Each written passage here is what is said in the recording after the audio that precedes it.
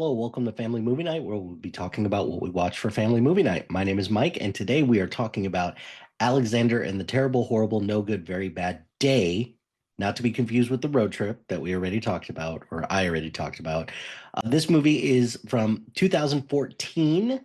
It is loosely based on the book of the same name by Judith Forrest. I really hope I'm getting that correct. The premise of this movie is Alexander's day begins with gum stuck in his hair, followed by more calamities. However, he finds little sympathy from his family and begins to wonder if bad things only happen to him, his mom, dad, brother, and sister, who all find themselves living through their own terrible, horrible, no good, very bad day. This stars Steve Carell, Jennifer Garner. It's got Dylan Minetti, Karis Dorsey as the family, not including the two kids who play Trevor, who it's the brother, but it appears that they're both played by girls. Either way, it's adorable. They're adorable. And then we've got Alexander, who's played by Ed Oxenbould. I hope I'm saying that correct. So this movie, or let's start with the book. The book was a staple as for me growing up, and it's something that it was something that was read to us at a very young age because it forces you to imagine what your terrible, horrible, no good, very bad day looks like in order for it to contrast and say what like a good day looks like. And also some coping mechanisms for how to handle a terrible, horrible, no good, very bad day. It's very interesting the approach that this movie takes, mainly because you expect to see Alexander's terrible, horrible, no good, very bad day. That's the central premise of it. But no, instead, you see everybody else's really, really bad day. But on the flip side, I kind of do like a little bit the approach with this to kind of see how one person's bad day has an effect on an entire family.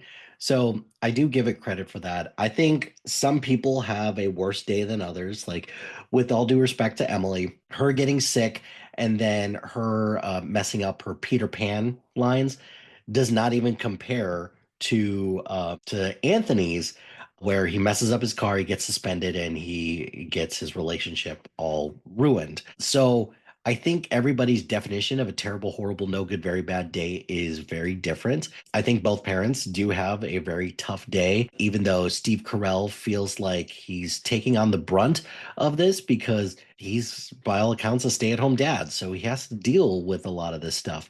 But I do appreciate the fact that Jennifer Garner does have a lot of rough moments as well. I thought it was very funny when Dick Van Dyke says some of the lines from that book, which that is a very public issue that came up. So I did laugh at that. So I will give it credit. And then I also laughed a lot when Anthony hits the banner when he gets Cecilia back and he causes the trophy cases to fall. I laugh at that every time because it's so stupid, but it's also really funny as well. So I will give it credit for that. It's also a little funny that the person who is part of the petting zoo, or one of the people, the guy who's running after the kangaroo, ends up being the dad in Alexander and the Terrible, Horrible, No Good, Very Bad Road Trip.